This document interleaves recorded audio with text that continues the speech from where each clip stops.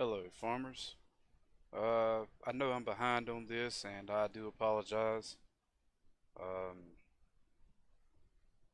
Things just didn't go as well as I would wanted them to at the situation with my microphone and trying to understand how to make it better and make it work and all that stuff. But anyway, all that aside, I wanted to get all this information out and be caught up, so to speak. So this was posted on July 24th by Lizerton. I think that's how you pronounce his name. I'm not sure. July 24th, so on and so forth. It says, "Welcome to the first dev blog for Farming Simulator 19.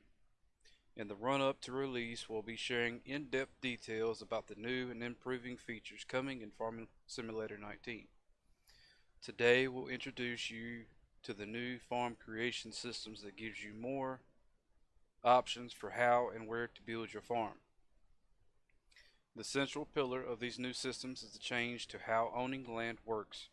Rather than purchasing single fields, you now buy tracts of land that include fields, forests, and space for buildings.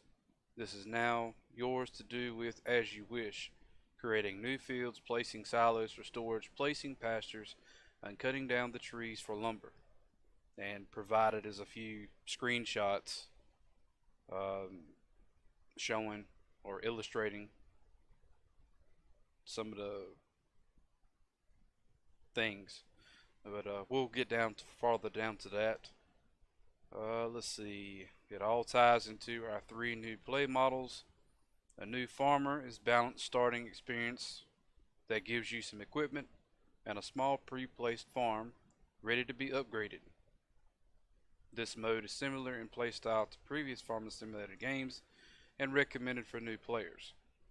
So essentially, if you aren't familiar with the game and this is the first time you buying it, you may want to start off as a new farmer. So everything is balanced out. You have everything you need to get started with. A farm manager gives you a large amount of money, but no farmer equipment to speak of.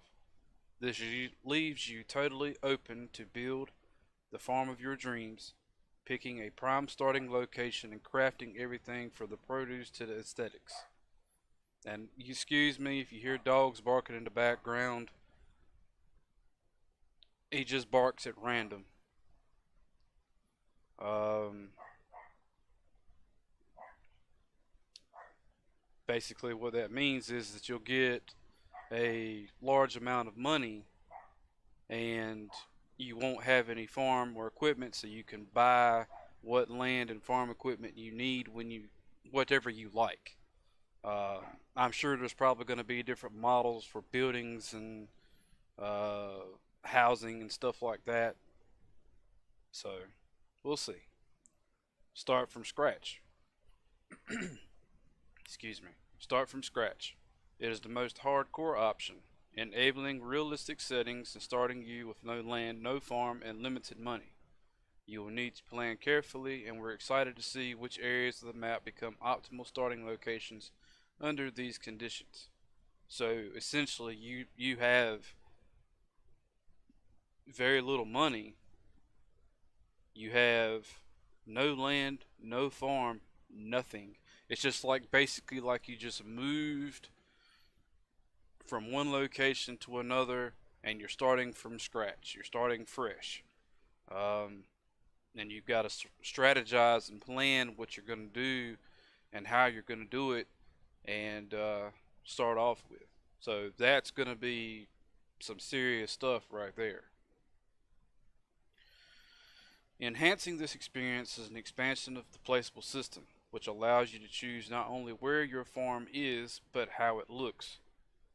Decoration placeables will add to the look and feel of your farm, while pastures of animals and silo storage points let you customize or custom design its efficiency.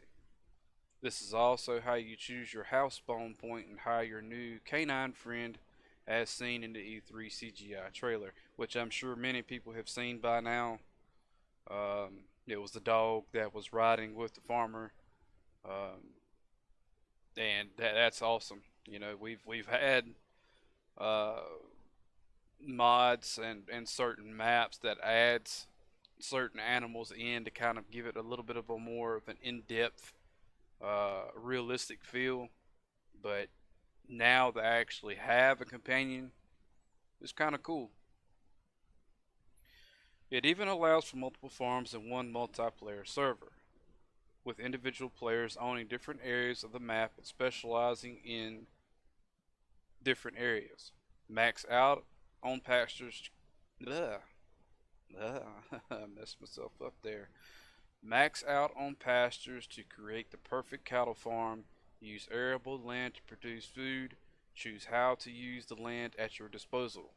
The details of multiplayer will be discussed further in a future update. So essentially, that means that if you play on a multiplayer platform and you want to divide yourself up into teams, each team can buy their own set area and begin building from it.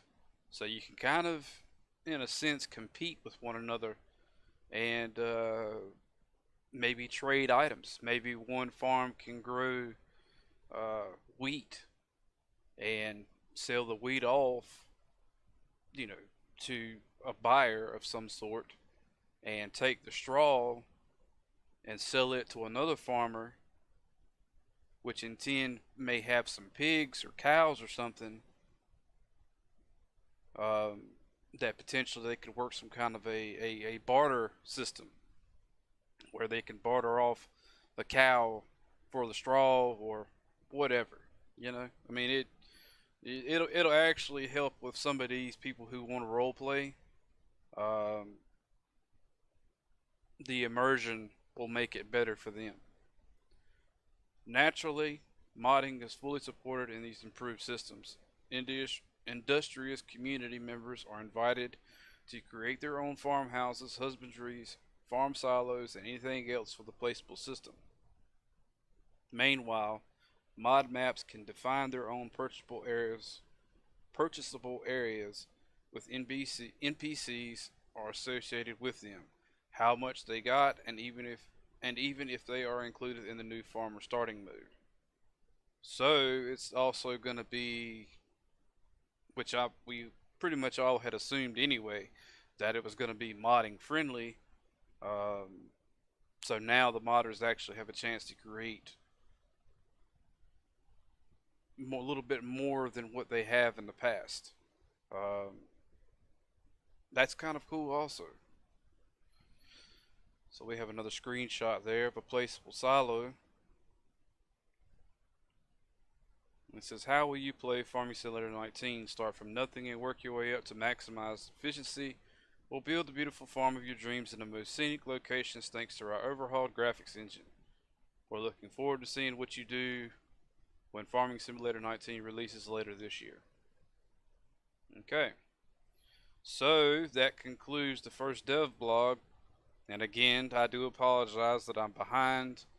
I finally was able to get my mic somewhat working, and also at the same time, I was a little bit, thinking that if I could get it working, it would be really considerate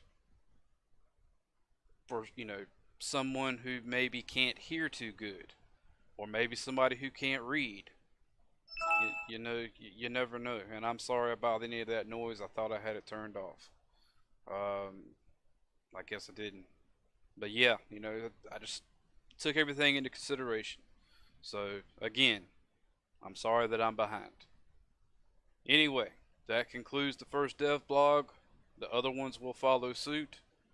So stay tuned, and thanks for being a supporter of the channel.